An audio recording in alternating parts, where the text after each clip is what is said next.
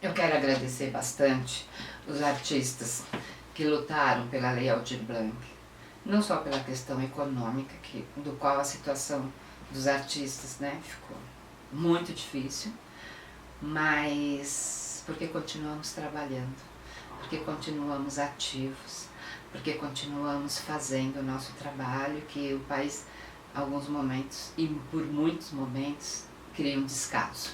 Então essa é uma luta dos artistas, das artes do corpo, e eu quero agradecer também as pessoas que se disponibilizaram a conhecer a CIA, que nunca tinham ouvido falar, e tiveram disponibilidades, porque sempre digo para o público e para quem vem fazer oficina, você não está aqui de lazer, isso aqui é uma pesquisa, é um estudo, é uma investigação, a gente quer saber a sua opinião. E as pessoas falam, tá bom, eu quero participar disso. E aí o bate-papo com o público é fantástico, é muito mais rico, eles prestam mais atenção, eles se colocam, eles trazem um retorno maravilhoso, principalmente de quem não é envolvido com a dança contemporânea. Porque é uma coisa fantástica, a gente sempre faz uma pergunta, como é que essa para eles, o que é que você percebeu, sentiu, relacionou aqui. E na verdade a dança contemporânea ela faz uma coisa que eu sou apaixonada, que é assim: quais imagens desenvolvem em você a imagem que você vê no palco? Porque é essa comunicação. Então é imagem gerando imagens, que geram pensamentos, que geram sensações, que geram conexões, porque o público não é vazio, ele traz uma história. E aí quando a gente bate papo, às vezes a gente desmistifica também. E eles também, quando a gente conversa sobre a dificuldade do processo de criação, de estar presente, né? Nós tivemos uma etapa que se chamava Um Solo que Não Dança Sozinho, que foi onde surgiu a etapa Atos para Não Dançar.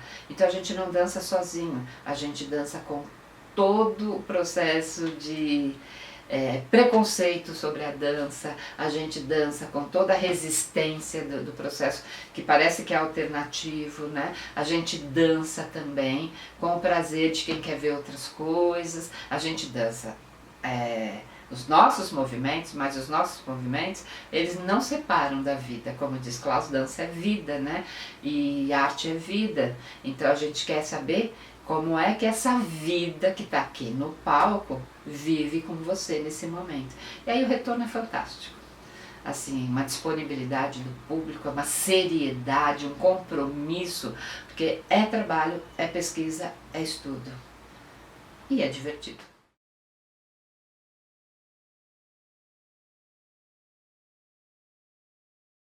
O Diálogos Errantes é um estudo a partir da circulação de 2 solos que foram desenvolvidos na etapa anterior da companhia CIA Queremos Saber Artes do Corpo, que estuda, que tem o seu foco no estudo a partir da dramaturgia do corpo e a dramaturgia da dança. O que a minha arte tem de mim era a pergunta que foi desenvolvida para que as pessoas retomassem trabalhos anteriores e repensassem a partir dessa pergunta, e todo o trabalho de preparação corporal feito por mim, toda a problematização a partir de Clausiana e Paulo Freire, envolvia um resgate, uma volta para si, para pensar o que aquela arte, aquele processo, aquele trabalho que já foi até apresentado para o público tinha do artista e como é que ele repensava sobre isso.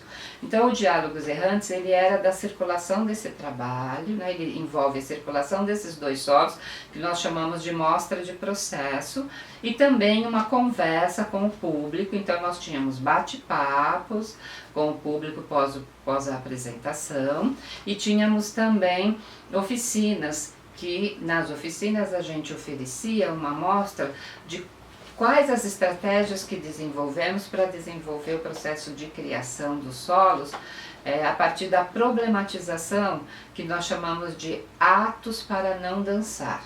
Esse nome está ligado exatamente porque foi num momento em que o Brasil, especialmente em São Paulo, a cultura estava muito frágil.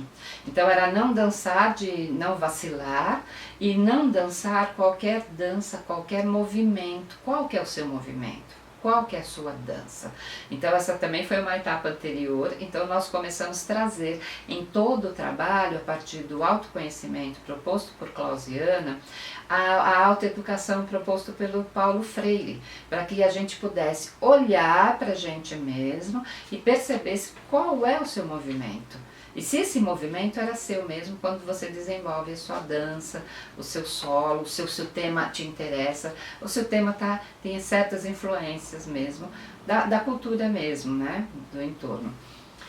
E foi bem interessante porque a gente sabe que nós não estamos separados, que tem essa influência, mas se a gente faz conscientemente ou repete ou reproduz simplesmente. Então, o Diálogos Errantes, que foi contemplado pela Lei Aldir Blanc, ele era todo presencial, que envolvia a apresentação dos 2 solos, o bate-papo direto com o público, as oficinas e lives com outros artistas para responder a mesma questão que a sua arte tem de você. Então, o que a minha arte tem de mim? Era a pergunta a ser desenvolvida na live.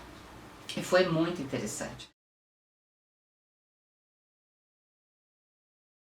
A ideia da gente era que fosse presencial e de repente por conta, né, da pandemia, do Covid-19, nós fomos convidados a fazer isso online. E aí nós ficamos assim, resistentes. Como nós vamos fazer todo esse trabalho online? No começo foi um choque, mas o que eu pensei assim, eu falei, bom, para não comprometer, para a gente não fazer outra coisa, porque nós não somos da área do vídeo, né? O que eu propus às 2 artistas que voltassem para os seus solos e gravassem uma versão onde a câmera era parceira cênica. Porque todo o nosso trabalho de autoconhecimento e autoeducação, ele não separa os parceiros cênicos. Então, quando você está dançando, mesmo que você tenha um roteiro previamente estabelecido, ou que você tem pelo menos que vai dirigindo o começo, meio e fim do solo, a gente sempre atua com tudo que está presente ali, né? A temperatura do chão, as pessoas, a luz. E aí a câmera entrou também nesse processo. Então nós não tínhamos a câmera ficou fixa e a dança ficou exatamente o que a câmera foi trocando com as dançarinas e o que as dançarinas foram trocando no momento do trabalho. Então a ideia não era que a câmera dominasse, mas também que que as dançarinas não dominassem, não ficassem em função da câmera, nem a câmera em função daquele corpo. E aí foi um desafio bastante interessante. As oficinas foram assim fantásticas, porque vieram pessoas de todos os cantos. Nós fizemos a oficina porque como é online, tanto os solos como as oficinas, a gente falou com muito mais gente para além. Nós saímos de São Paulo, nós estávamos em São Paulo, conversando com gente do Brasil todo e até de fora do país, Portugal, Argentina, Alemanha.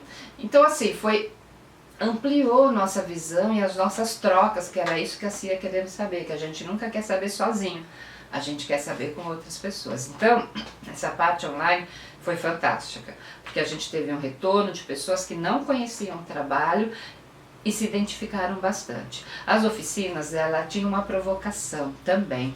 Exatamente, não era a pergunta o que a minha arte tem de mim, mas a pergunta era o que eu estou me movimentando. Esse movimento é meu?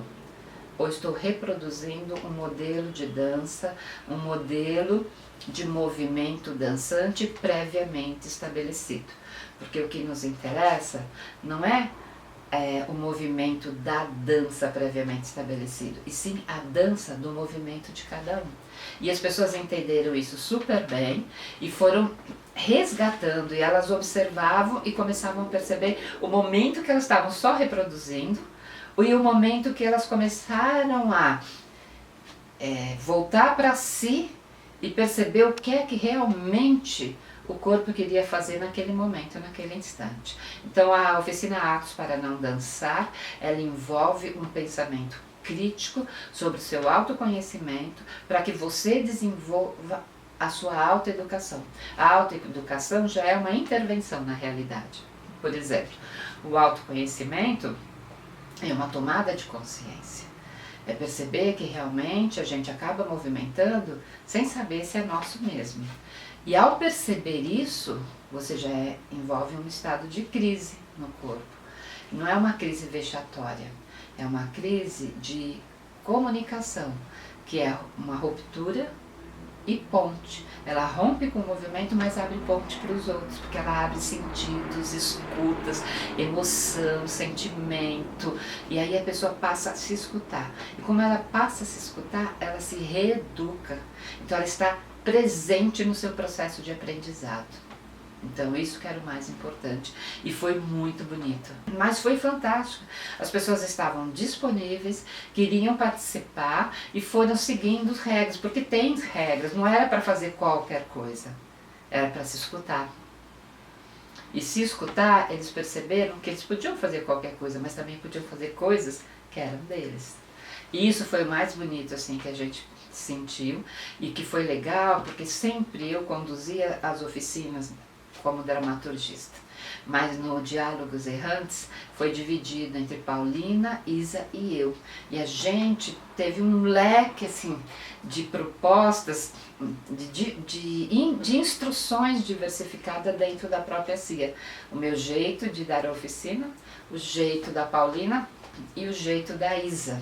Então a gente acabou buscando uma diversidade para a mesma proposta, que é o autoconhecimento, a autoeducação e a dança a partir do seu movimento, que tem a ver com o estado de presença, ali, naquele momento que você cria, né? E ao reproduzir, inclusive, você vai buscar memórias e não movimentos prontos, que pisou ali, virou aqui, não era esse repertório.